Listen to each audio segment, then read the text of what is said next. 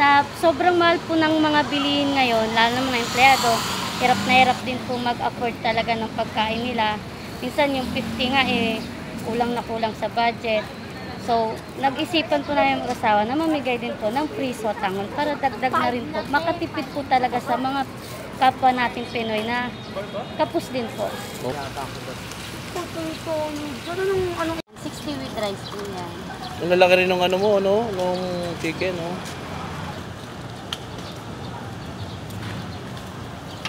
May hand gloves po ako doon sa kutsara tinidor po ha. May sausawan po tayo dyan na gravy. May magbibigay pong sabaw. Rice, kain na madam. Tropa, nandito tayo ngayon sa Malati, Manila. Actually, along Maria Orosa, corner ng Pedro Hill, tsaka ng Nakpil. Malapit lang to sa Robinson Ermita. Dito tayo sa, nirecommend sa atin ng isa sa mga paborito natin vlogger. Ito si Bigotilio Brothers, no? At, may pring sotanghon.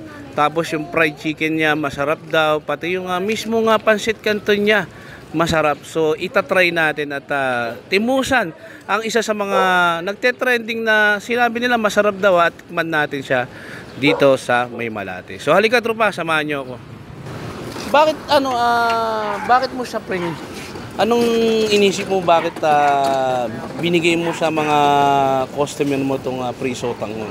Paninda po talaga namin dati yan. Ang nangyayari po kasi, tuwing pagsapit po ng gabi, pag medyo alanganin na po sa oras, pinapamigay na po namin kaysa itapon po namin. Dahil sanay po yung customer namin, nahanap na po yung libreng sotanghon namin, tsaka sopas. So actually malaking tulong din to sa mga customer, lalo na sa mga homeless, yes, no, sa mga Tapos ito, ang fried chicken mo, magkano yung pinaka lowest price saka yung highest price? 50 with rice po. 50 with rice na po yun, free sotanghon. Ang pinaka last price na pinakamahal po, 80 with 1 rice na po. Yes po. So kailan ka nagsimula nung nagtinda ka nito? Tagal na po kami nagtitinda, 3 years na po. Itong chicken namin mga 2 years na rin po. Pero matagal na po kami nagtitinda sa mga bangketa. Sige, mamaya tikman ko itong Thank you. Thai part po, 60 with rice. 60 with rice. Yes po, 60 with rice tayo sa Thai part. Ito. Ayan, 60 with rice din po. Tapos itong 50 with rice po tayo sa mga hita. Hita na siya ito. Tapos yung pansit mo po, is 30 order, 20 po yung kalahati. 20 pesos yung Yes po. Yan yung pansit niya, oh. May mga sausaw.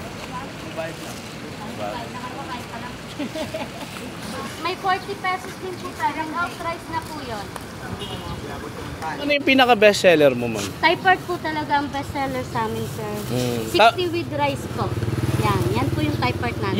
Yung 60 na yun, meron na siyang pansit or additional siya magpansit? 80 po, may pansit. Sige, lagyan mo ako nun. Tapos, tag dito yung Thai part. Thai part. With saka isang rice. Okay po.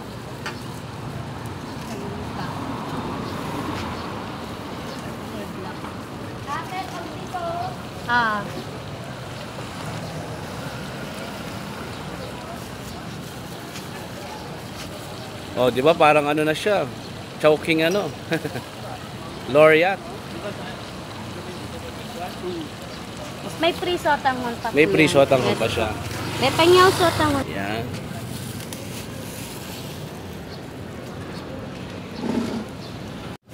Trupa, ito na yung ito na yung nag-trending kay Bigotilio Brothers, no? Itong free sotanghon. Tignan mo yung sotanghon niya, oh. Madam, pwede kong matanong yung laman nito? Anong laman ng sotanghon mo?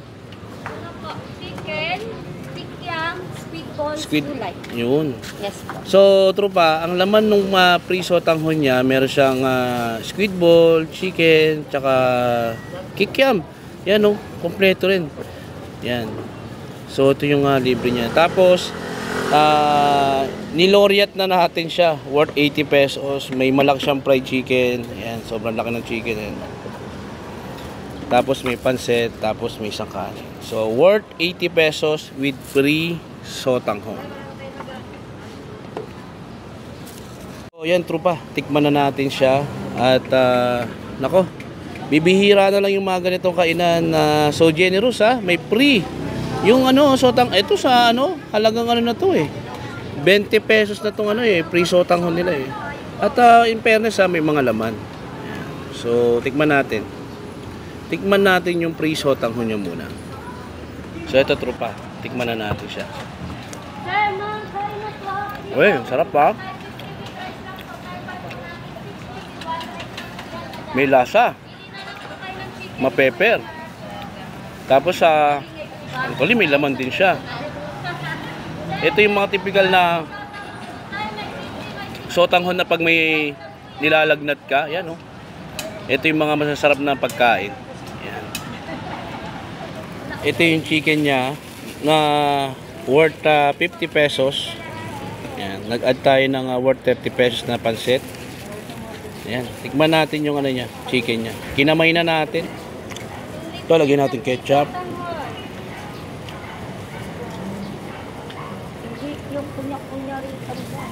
Yan.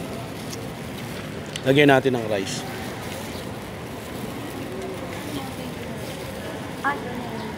Malaki po. Ito, tropa.